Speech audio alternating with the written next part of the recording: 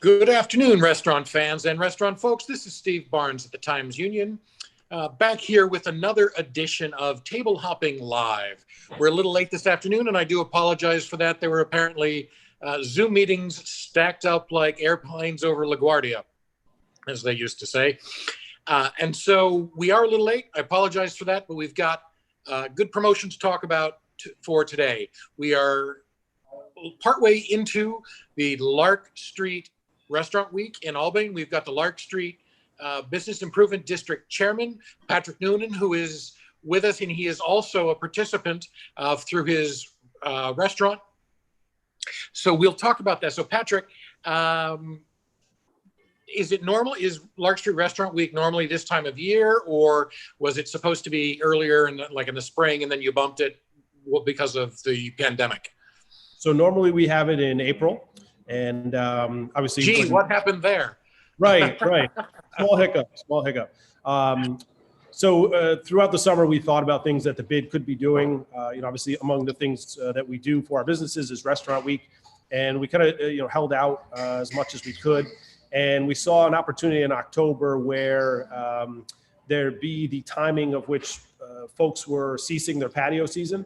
And then also we're realizing that if we did it any later, like November, December, we'd be competing against the holidays and the election and things like that. So we saw this week as a perfect opportunity with Halloween becoming not so much of a factor this year, competing against Halloween parties, that this would be an ideal week. And the stars aligned for us, so we're happy that it's fallen and happening the way it has. We've had great feedback so far and a lot of great customer participation. So we lucked out, but we're being as patient as anyone can be this year as a nonprofit, and I'm speaking as a restaurant owner as well, just kind of biding our time and finding windows of opportunity to where we can benefit businesses down here. So.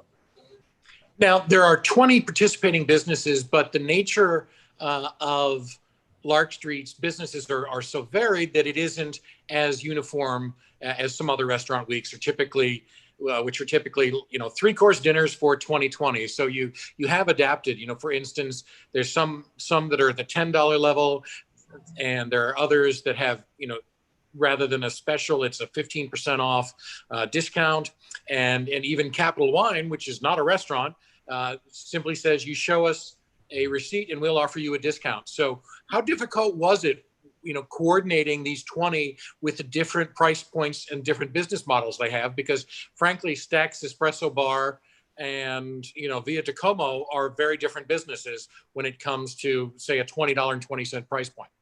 Sure. Yeah, we run into that every year, regardless, because, trying to be creative with the name or the pricing is always a challenge because, Alyssa Holleran can't charge the same thing, offer the same discount that I can. So your points are very true. And this year, what we said was, hey, look, we're going to be pretty liberal. There's going to be really no structure. Let's just promote the hell out of the street, and let's find a way, and let's find, what can you do? What can you offer? So again, certain places, I'm doing 2020 because I was able to make it work, luckily. But I know some of the retail shops are doing, they're getting creative. So the incentive was really on, hey, look, we're not giving up. What can we do? What can we offer to the community that will bring, that's a driver that can bring people in, that'll help you turn the corner this winter. And so that was really the philosophy. And I know, every year we compete against some of the other restaurant weeks around the area.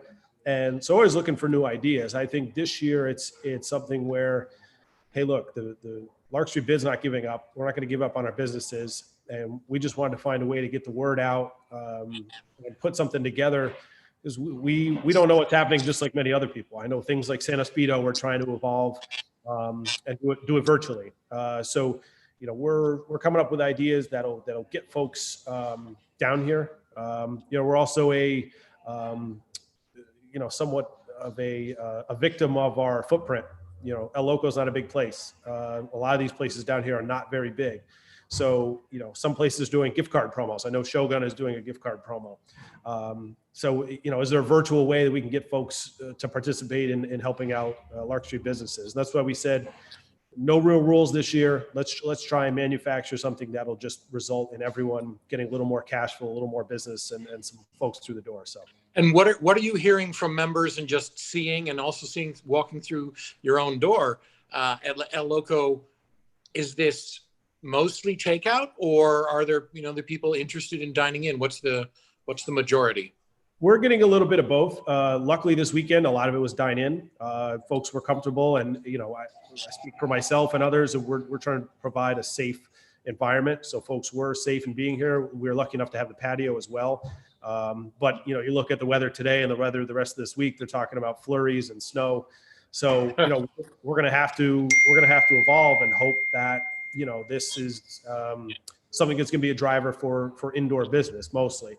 Obviously folks, we appreciate the takeout. Some folks, in terms of the businesses down here, can't really support a price point that includes takeout. So you're seeing some different rules. We advise people to call, or look online for some of the rules and regulations for each place. So it's a hybrid this year. You can buy gift cards from us online. I know in a lot of places you can get gift cards online. That's an easy way to support places. You can order takeout for the restaurant specials at some places. So, really a mixed bag, and we're hearing, good feedback, because obviously if you're in a position to offer some type of discount, means, okay, we're at least hanging in there, and we're going to try, and we're going to keep trying, and we're not giving up. So. Right. And one of the things I noticed is that there are at least two, if not, no, maybe there's 4 new places on this list of your 20 participants. I mean, the Loft at 205 is basically brand new, and it's upstairs from LAX. Right. They enclosed, what was that second floor, sort of mezzanine level, and there's a now called the Loft at 205 that's up there now. And Son of Egg is certainly new during the pandemic. Kiobe is new during the pandemic. And there may be another one. So you've got newer places. Have you seen things close on Lark in the past 7 months? We have. We've been a true roller coaster. And according to the last I knew, I think it was last week, and I'll have to definitely confirm this, but I believe we are net positive 2 businesses here on the street, despite everything that's happened, which is, kudos to, kind of everyone down here, not giving up and sticking it out. Obviously rent's a little more affordable in some of the places down here, because as I mentioned, some of the square footage is smaller. You've got some new places, maybe being able to strike deals with landlords right now.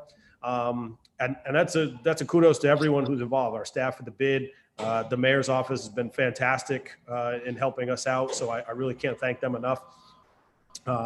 So yeah, we've somehow managed to, get some new faces down here, some new discounts, and really some great eyeballs on the street, because, if we were a street right now that was shuttering businesses, nobody wants to be a part of that.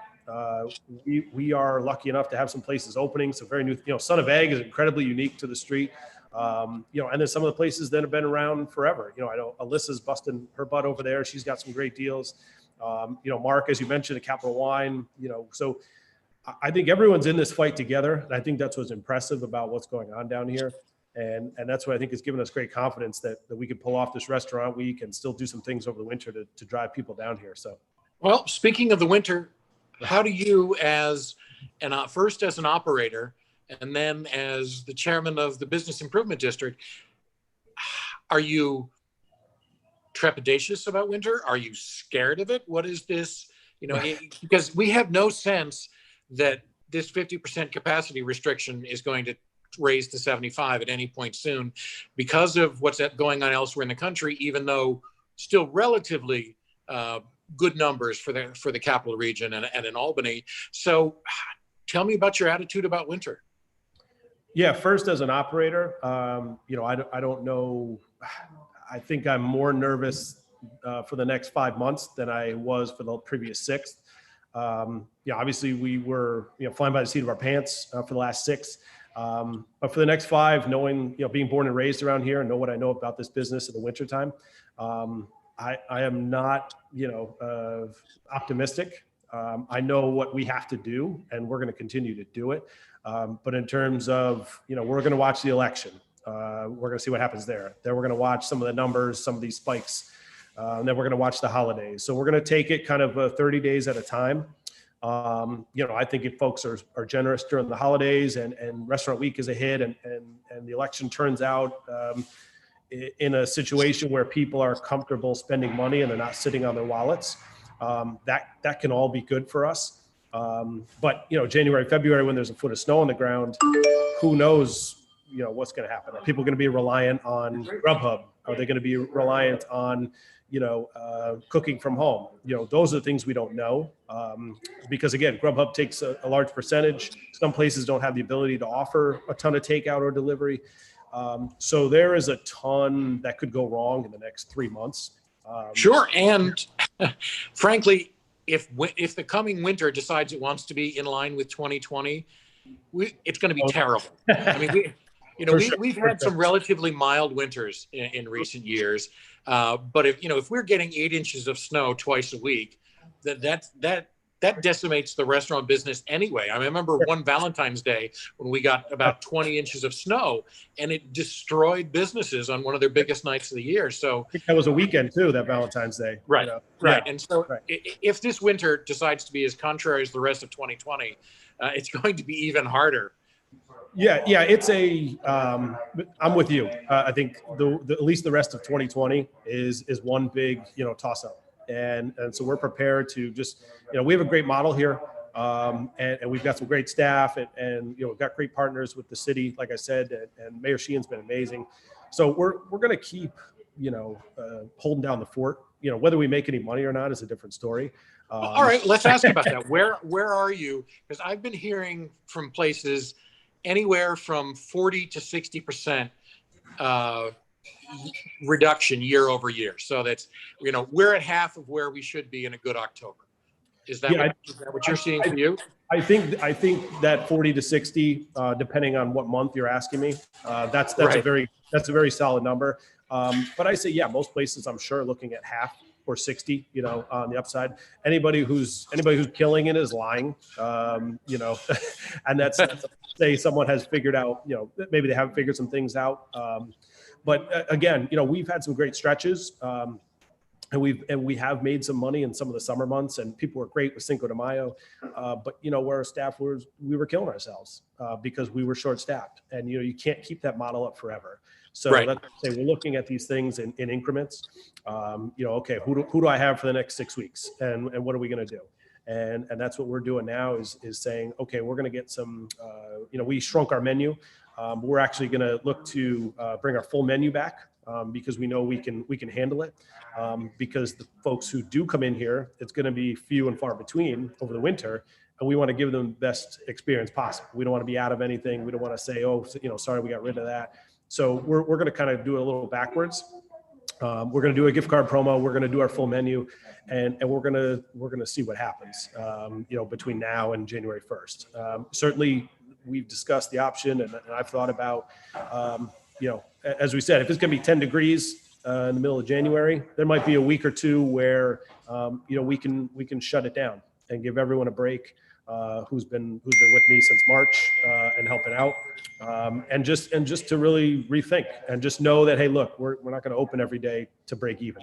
And I think a lot of people are looking at that as well, giving their staff a break, doing some cleaning, doing some repairs. Once we get past this election, I think people will start making some more decisions in that regard. So everything's on the table. We may just stay open and run right through if things improve, and then start looking at next spring as a place, St. Patrick's Day.